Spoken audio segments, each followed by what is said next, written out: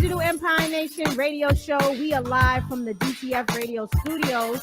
You can check us out at dtfradio.com. Also, if you are in Kokomo, Indiana, Power 104.9. If you are in Miami, you can listen to 96.2 Smooth Groove. 88 The Blaze in South Florida. That's right. We don't play smooth music all the time. We all good. We stand out. Exactly. And of course, you can catch us on iHeart, Spotify, and our website, www.digitalempire.djs.com. Okay? So it's me, Lil Nat. We got Majestic in the building. And we also got one of my mentors, my family, a legend in this hip hop game, in this music game, in this video filming game, the originator, in the radio game. The number one guy. The number one guy. If it wasn't for him, there wouldn't be a lot of things. It wouldn't be a lot of things. Man, we wouldn't know what these artists look like. We wouldn't know what shout outs are. Yo, for real. And that never goes old because every generation always says, I want to shout out to somebody. Exactly. We wouldn't know what the club life was. I was about to say, you wouldn't know what inside of the clubs looked like. When we were 12 and our mother was like, "Ow, shout out to my sister." And we was like, "Ew, like that, Auntie Terry." Yo, you stupid. Yo, you stupid. They'd be like, "Yo, is that me? Shh, that wasn't me. That was your mother. That was your mother."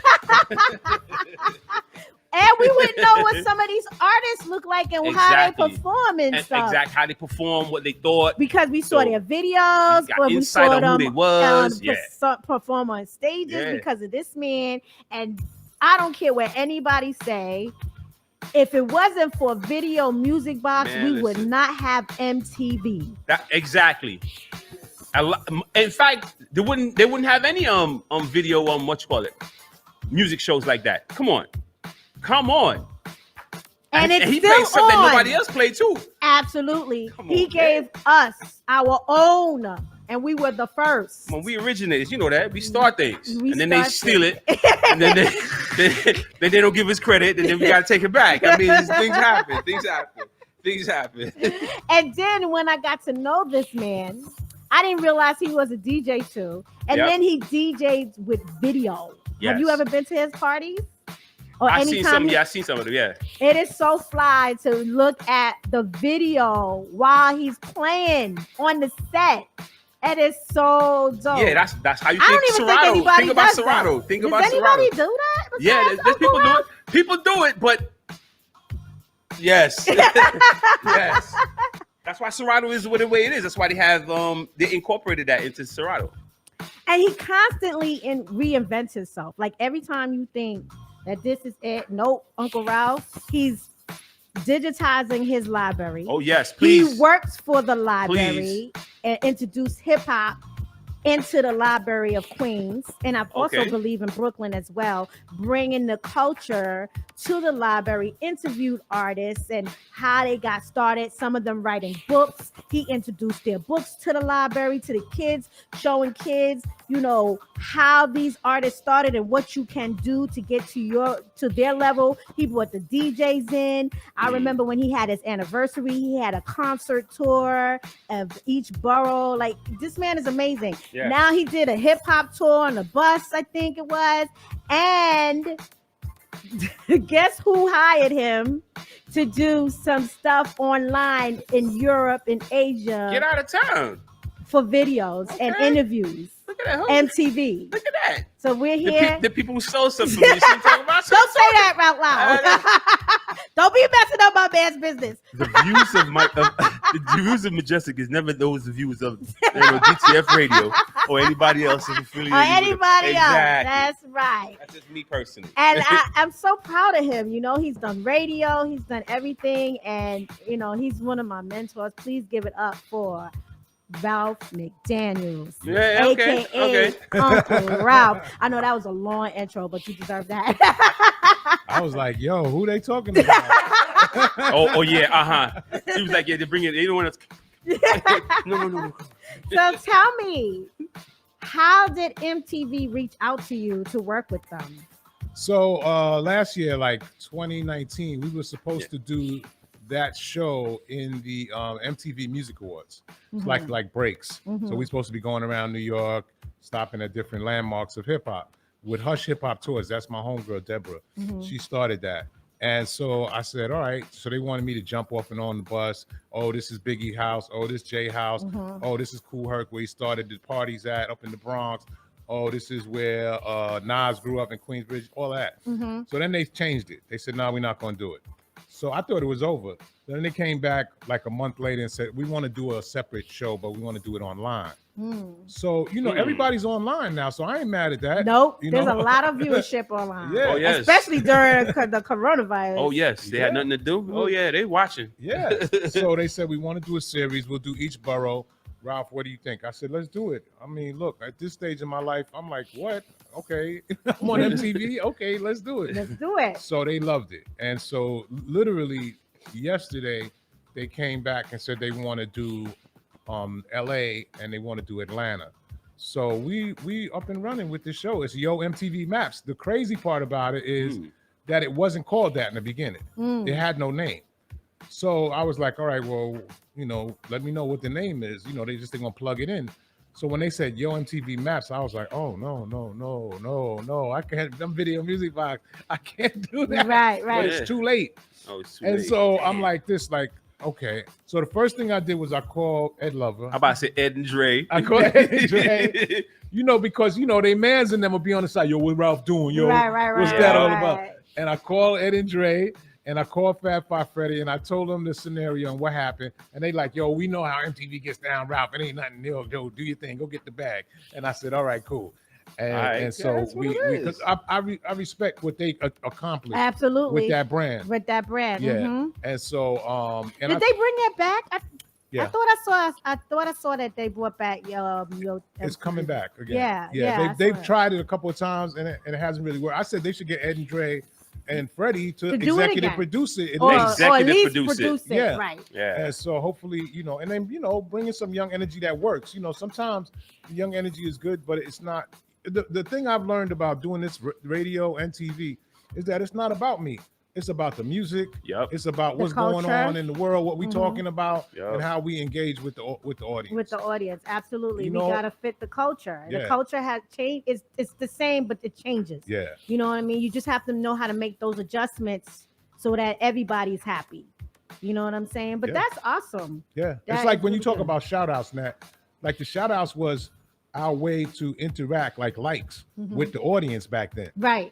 We made people that were just regular people that came to the party a star on their block or in their borough, so now they coming to every party. Now they want to show up. Yeah, I get to be on the TV. Yeah, well, I shout out to my grandma. And it populates the local community and the local clubs and stuff like that too, because now it draws more people to their business. Yeah. So the shout out is a big thing. It still is, yeah. We got here Joe Biden. Danisha's calling. Big up to our girl. Danisha, we talking to Uncle Ralph right now. Can we call you back? Big up to our homegirl, Danisha. What'd you say, Danisha? Hot 97 family. Bye.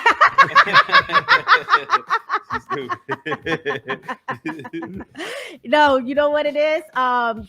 My son, who's a business major at the University of Hartford, and Uncle Ralph and I just talking about DJ Rel, and he wants to work with Danisha because she does marketing and promotion, and he wants to learn that aspect. Oh, that's so cool. That's good. She's working on a lot of projects, and she's like, "Oh my God, I need help." I was like, "Call my son. He wants to work with you." The universe is like out there. You spoke to me. Can I work with it too? So she's like, "I found his number. Bye." So he's like waiting for her to call because that's awesome. Yeah. Remember when Terrell was little? Well, when he used to be running around, I think like he was like 2 or 3. And when he first started walking, now I see him stunting on the gram. I'm like, word? Yeah. Oh, that's how we doing it? He's a monster. He's a monster. So you've been working on digitalizing all your videos. Like, what is that experience like? So we started a nonprofit called videomusicboxcollection.org. The hashtag is, Black History, Black Music Matters, the history of music matters. And so it was important for us to not forget about, let's talk about Biz Markie. Let's not forget about his contributions. Oh yes. Even he's still here with us. We just want to give people their flowers when they're While here, they're or here. Big Daddy Kane, or even 90s. Some kids don't even know what Biggie song other than One More Chance. One More Chance. It was all a dream. Right. Like we have to have our own archives. It can't be just a rock and roll Hall of Fame. Right. There has to be a hip hop element to it, and that there is a hip hop museum that's in the works. Right. But there are different. It's in the Bronx, right? It didn't open. No, they had the groundbreaking. Oh, the groundbreaking. That's what it is. So it's gonna be like 2 years before that's open, physically open. But there has to be different elements. So I'm more the visual guy because I had a camera. Right. Only dude walking around with a camera back in the days in the dark parties. And oh yes, some of them were dark. shootouts and all kinds of other stuff. I used to wonder about that. I'm like, how's he in there with nobody jumping him, taking his equipment? I'm like, he good. Nah, he was protected because God foresaw his vision. But people wanted to be. You have to understand. Once that light went on, either you ran away like roaches, or you ran to the light. It's one of the two. There's people like, oh my God, the light! Yeah, yo, I'm over here. And then the other people like, oh yo, I'm not supposed to be I'm not even supposed to be outside. So some people have warrants. Yeah. We ain't gonna mention that. That's what. But you have so much material. I mean, I just can't imagine how much work that is. Yeah, I respect people that do that for a living right now. Mm-hmm. And I kind of was doing it, but I wasn't like that's not my regular job. But people that take the time to look at every frame and all of that, and what club, what year, people want to know all of that information. Mm-hmm. That's a lot. Nat, you was there with us in them clubs. Mm-hmm. Like I just posted up a clip from Jay-Z. With Skell. Rest in peace of Skell. The reason why I looked for that clip first was because it was the 25th anniversary of Reasonable Doubt. Right. Yeah. And it happens to be that Skell is hosting and he's talking physically. Was that the tunnel? No, that was at the exit. Exit. Oh, I forgot about Club Exit. Yeah. And so I was like, do I make this separate? Do I make it together? Like we trying to celebrate the 25th anniversary, and then Skell just passed. Mm-hmm. So I said, let me just put it together and just put it out there. And his family just loved it. They saw it. They were like, wow, because sometimes your family don't know what you've done. What you really do and what you've done. That's facts. Yeah, they don't.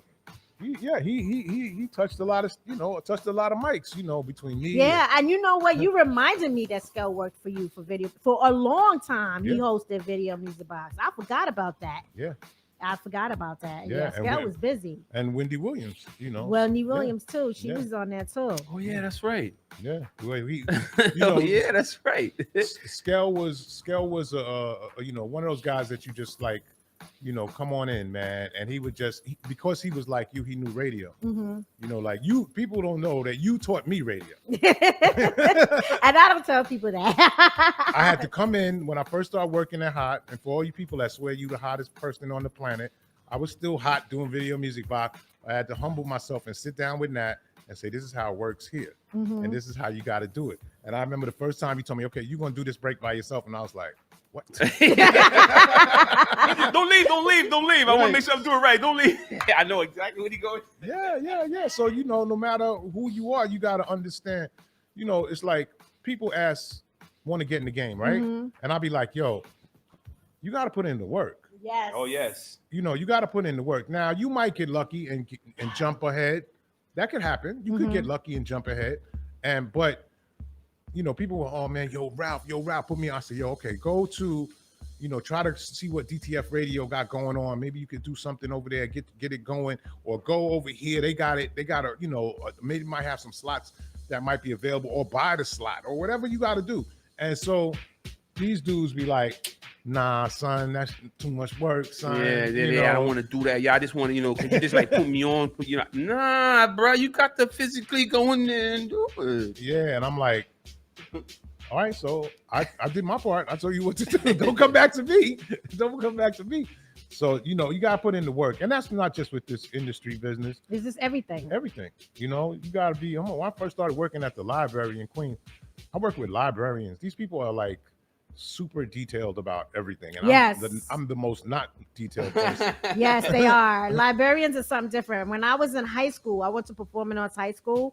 I used to work part-time across the street at the Lincoln Center Library. Oh wow. And let me tell you about detail, down to filing those books, the numerical and alphabetical order, Oh yes, by numerical title, yes, by yes, history. yes. Yo, That's organization on a level 20 million. Yes. Yo, and you can get anxiety if you're not into it. No, seriously, it can get overwhelming. Yeah. But that profession right there, it should be respected. Of No lie, course. and it should never go away ever. No. I mean, unless the I don't books even go think away. these kids even touch the book Nah. unless it's a textbook that the schools still happen to have. Yeah. Nah, but without them, you don't have the Archives of history. The archives, and then that moves into technology. Yes. So you have to have somebody physically setting up these programs ahead of time, and then it turns into something else. So I gotta respect those, folks that are in that business. It's a serious business, but yeah, the video music box collection is something important. We got 20,000 hours. You probably see my footage all the time, but you don't know it came from our collection.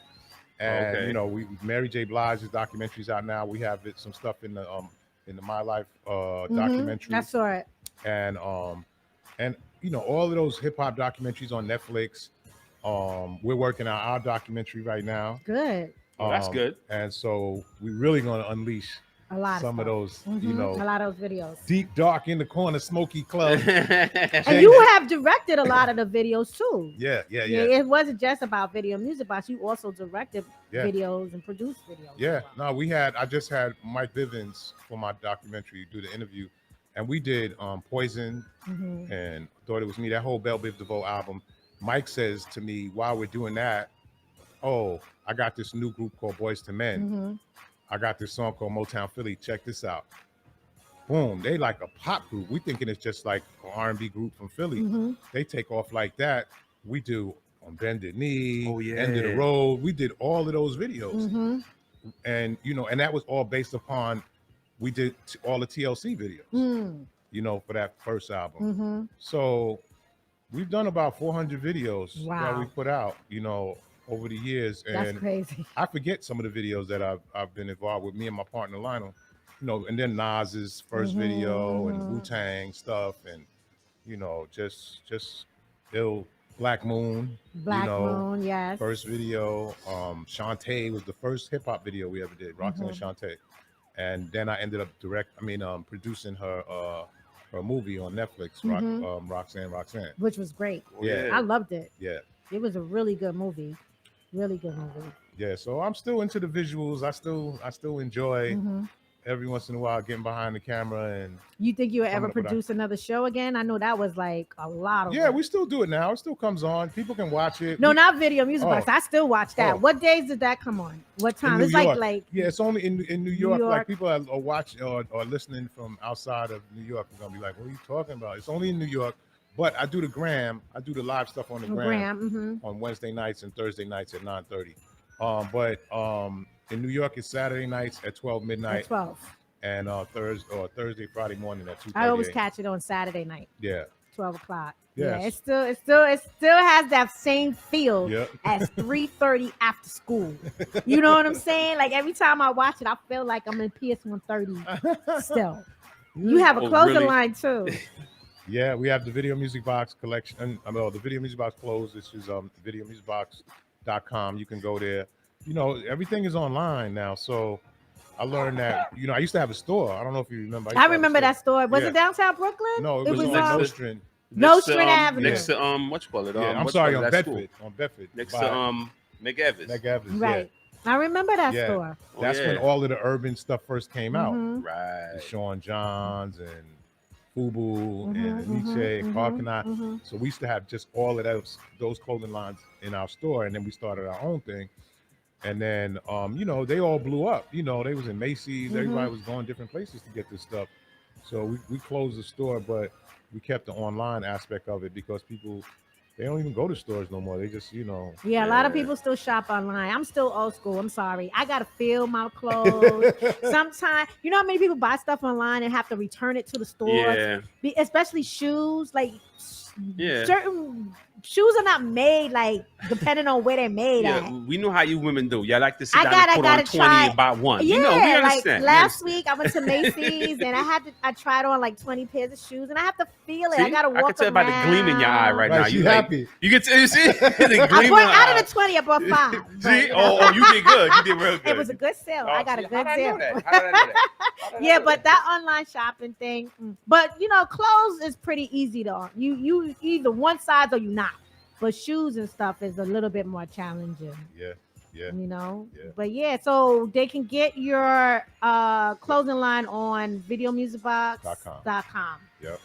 Yeah. Go there and just go to the shop and get all the merch. If all my people that have been walking with us all these 38 years, we've been doing it that. And so, you know, you can get a shirt. And I get a lot of people now that because I do it on the gram that just be like, oh man, I miss you, yo. You know, like I miss seeing you. So it's awesome. Yeah.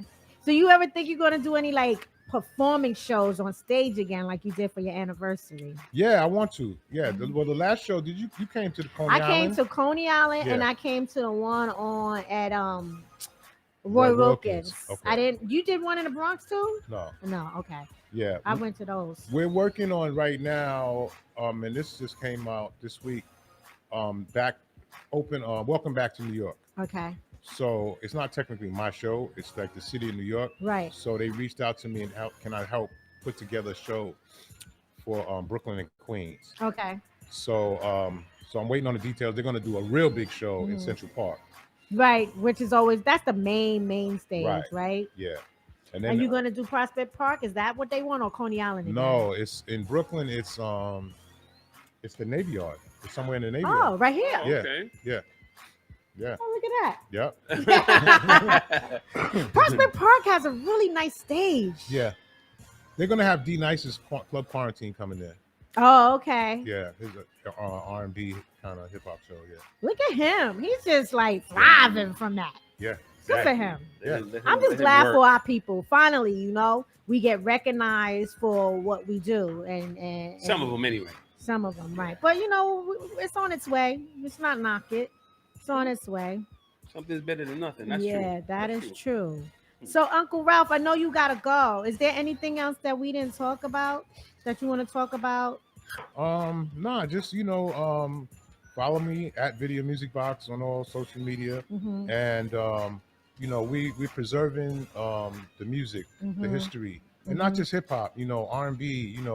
You always playing some Luther earlier, man. Like, yes, rest in peace to Luther. Yeah, man. Like Luther is, some of us are here because of Luther. Oh, yes. Yeah.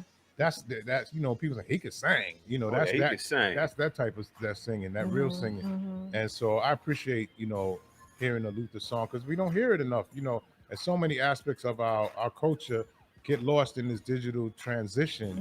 And it's not done by mistake. This is a conscious effort to leave out certain parts of what we do. And sometimes the audience doesn't realize it till years later. Like, how come they don't play this? And how come they don't talk about this? It's because it was consciously left out. And so this is a conscious show. So we ain't gonna do that. We're gonna make sure that we talk about everything that's going on here. Absolutely.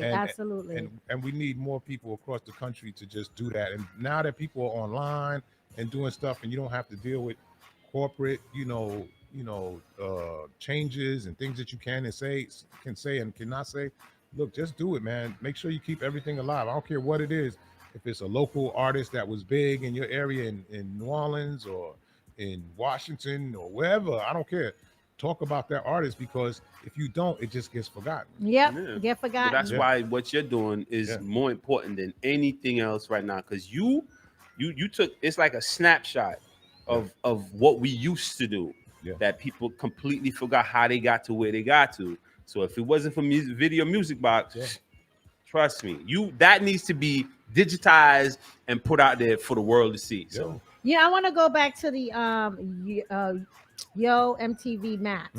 So when you say you're going to LA, you're going to do the whole tour of LA of the rappers where they're from. Right? Yeah, like you did in New York. That's going to be dope. Yeah. So we're going to see where Snoop Dogg is from, and Ice-T and Ice Cube.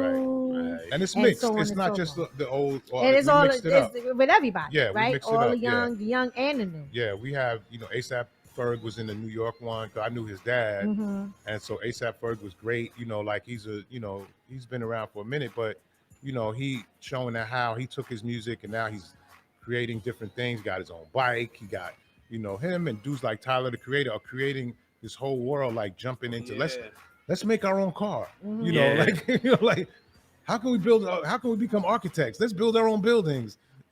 And I like that, with the new artists, I respect the new artists, I like what they're doing. They got a lane, run with it. You have opportunities that some of the cats in the old school never had. You've never had. Yeah. Never had. And I like the artists that are thinking outside the box, knowing that this music thing is not forever. That's right. You know what I'm saying? Knowing that, okay, now that I got this money, let me invest it in something else. And they learning from Jay-Z and Nas. You know what I mean? And 50 Cent and LL and all those people and Data and everybody, because you don't know, this industry is finicky. Even our ball players, a lot of them are businessmen. Right. Like businessmen and film directors and they all need kinds to of be stuff. all that money they got. They need to be businessmen. And if you want to keep the lifestyle and you want to have your children have stuff, you have to.